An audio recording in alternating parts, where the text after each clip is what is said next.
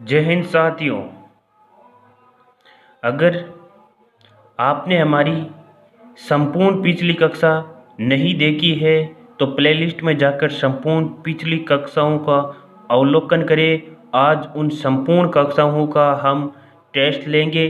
काफ़ी बच्चों ने हमें मैसेज किया कि सर टेस्ट लो, तो आज हमने टेस्ट लेंगे।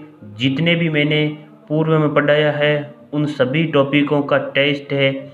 चलो टेस्ट शुरू करते हैं। प्रश्न पहला कि पिरामिड स्मारक किस देश में है? पिरामिड स्मारक किस देश में है? ऑप्शन ए इटली, बी रूस, सी मिस्र, डी चीन। जल्दी बताओ सभी बच्चे किस देश में है। साथ ही साथ टेस्ट का अवलोकन करो और जैसे ही मैं प्रश्न बोलूं आप अपना उत्तर अपनी कॉपी में लिख लो और अंत में मिलाओ कि मेरे कितने प्रश्न सही हुए और स्वयं उनका मूल्यांकन करो कि ये क्वेश्चन मेरा सही है और ये क्वेश्चन गलत है। जो क्वेश्चन गलत हुआ उसको आप 2 बार पढ़ें ताकि भविष्य में वो क्वेश्चन गलत न हो। बहुत ही अच्छा टेस्ट होने वाला है, तो इसका उत्तर जल्दी से दो। पिरामिड स्मारक किस देश में है? तो पिरामिड स्मारक सी, इसका उत्तर है सी। इसका उत्तर है सी, मिस्र में। नोट करो, जैसे जैसे मैं पढ़ाता हूँ नोट करते जाओ और टेस्ट का अवलोकन करते जाओ। इसका उत्तर है सी, मिस्र। बहुत ही इंपॉर्टेंट क्वेश्चन है अगला। किस महाद्वीप को मरुस्थलहीन कहते हैं? एशिया, ए, बी है यूरोप, सी है ऑस्ट्रेलिया, डी है अफ्रीका। डी है अफ्रीका। तो किस महाद्वीप को मरुस्थलहीन कहते हैं? जल्दी बताओ। A Asia, B Europe, C Australia, D Africa. जल्दी बताओ जल्दी, किस महाद्वीप को मरुस्थलहीन कहते हैं? जल्दी बताओ इन चारों में से। मैंने पिछली कक्षा में आपको ये पढ़ाया भी था, इम्पोर्टेंट भी लगाया था कि ये क्वेश्चन इम्पोर्टेंट है। अगर अभी तक आपने पिछली कक्षा नहीं देखी तो पिछली कक्षा का अवलोकन करें। इसका आंसर है यूरोप। यूरोप महाद्वीप को मरुस्थलहीन कहते हैं, या इसमें सबसे कम महाद्वीप है, यानी इसमें सबसे कम मरुस्थल है। यूरोप महाद्वीप में सबसे कम मरुस्थल है, इसलिए इसको मरुस्थलहीन कहते हैं। अगला क्वेश्चन तीसरा, सबसे विशाल जलसंधि है? Number A tartar जलसंधि, B Davis जलसंधि, सी सुंडा जलसंधि, डी मलका जलसंधि। जल्दी बताओ कि सबसे विशाल जलसंधि है टार्टार जलसंधि, डेविस जलसंधि, सुंडा जलसंधि और मलका जलसंधि। इसका उत्तर है ए टार्टार जलसंधि। ए टार्टार जलसंधि सबसे विशाल जलसंधि है। प्रश्न चौथा, सबसे लंबी पर्वतमाला है? ए हिमालय, बी एंडीज, सी रॉकी पर्वतमाला, डी एटलस। जल्दी बताओ इन चारों में से कि सबसे लंबी पर्वतमाला कौन सी है विश्व में। इसका आंसर है बी एंडीज पर्वतमाला। प्रश्न पांचवा, सबसे ऊंची राजधानी है, यानी सबसे ऊंची स्थान पर कौन सी राजधानी है? ए लापाज, बी ओटावा, सी ब्राजीलिया, डी दिल्ली। सबसे ऊंची राजधानी है, जल्दी बताओ। La Paz, Ottawa, Brasilia, Delhi. इसका उत्तर है ए लापाज। इसका उत्तर है ए लापाज। प्रश्न छठा, नोबेल पुरस्कार पाने वाला प्रथम भारतीय है? ए Rabindranath Tagore, be CV Raman, C AR Rahman, D doctor Sarvepalli Radhakrishnan. जल्दी बताओ, नोबेल पुरस्कार पाने वाला प्रथम भारतीय है। तो इसका आंसर है रविंद्रनाथ टैगोर, ए। इसका आंसर है रविंद्रनाथ टैगोर, ए। प्रश्न 7वां, प्रथम फील्ड मार्शल कौन थे?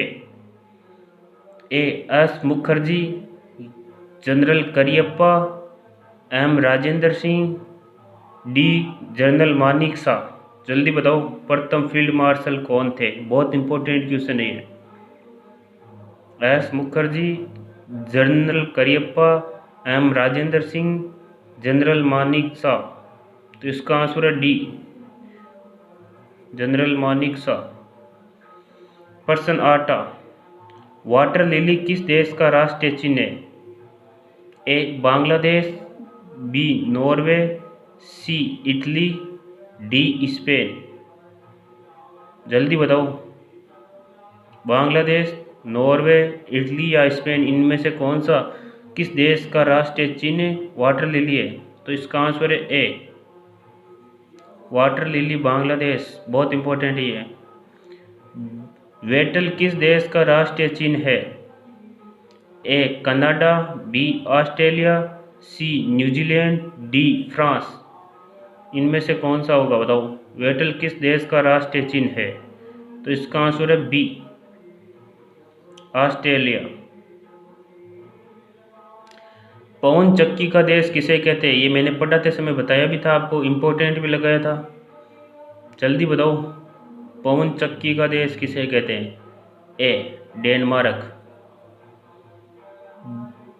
पवन चक्की का देश किसे कहते हैं?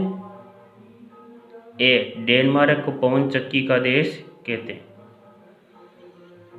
प्रश्न 11, बड़ा इमाम बाड़ा कहाँ पर है? ए कोलकाता, बी दिल्ली, सी लखनऊ, डी पटना। जल्दी बताओ, ये भी इंपॉर्टेंट लगाया था मैंने। बड़ा इमाम बाड़ा कहाँ पर है? ए कोलकाता, बी दिल्ली, सी लखनऊ, डी पटना। जल्दी बताओ, इसका आंसर है सी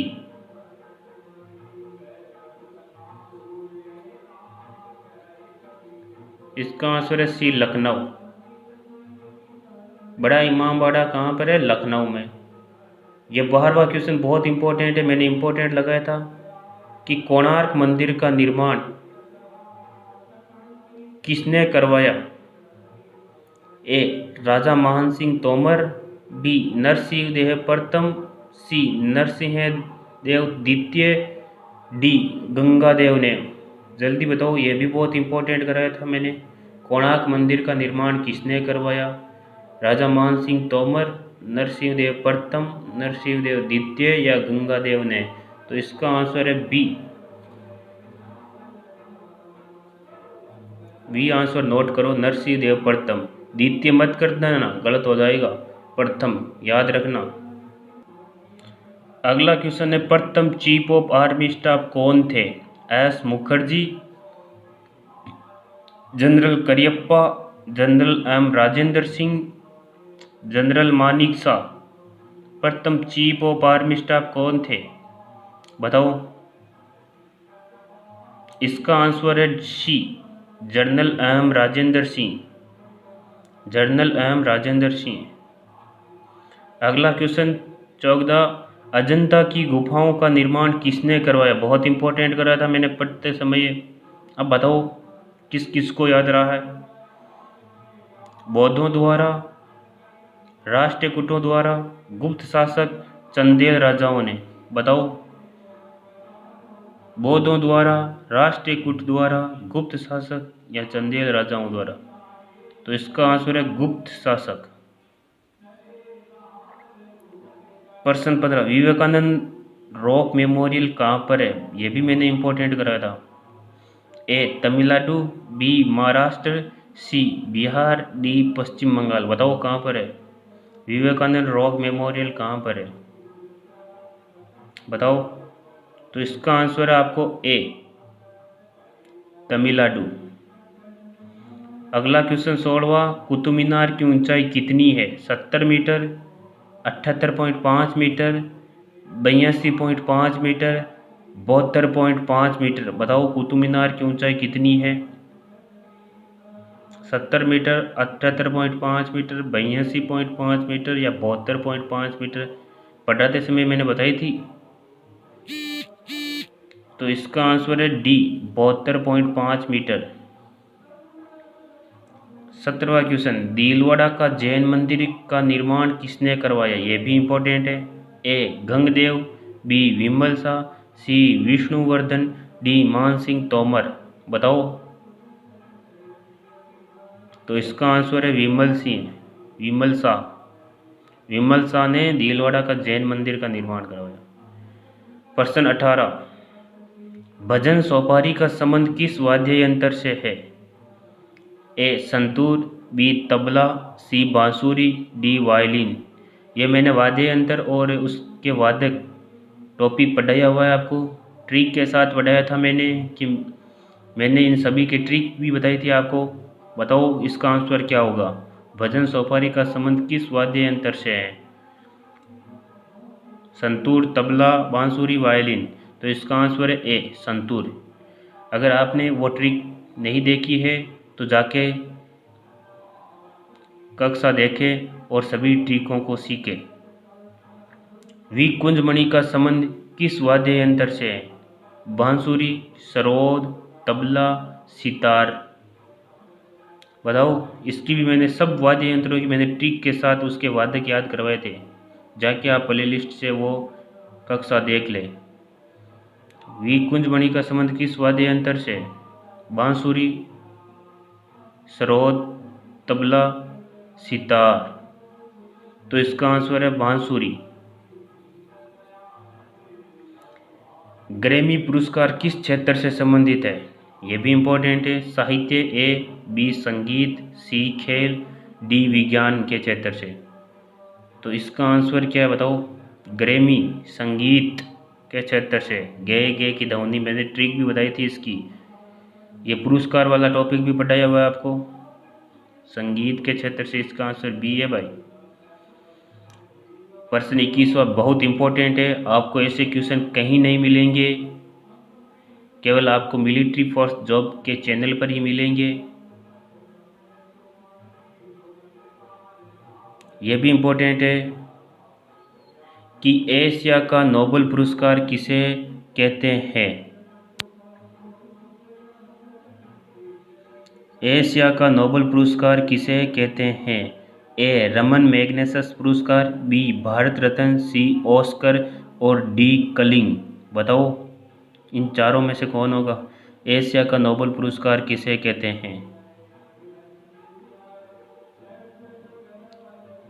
रमन मैग्सेसे पुरस्कार, भारत रत्न, ऑस्कर और कलिंग।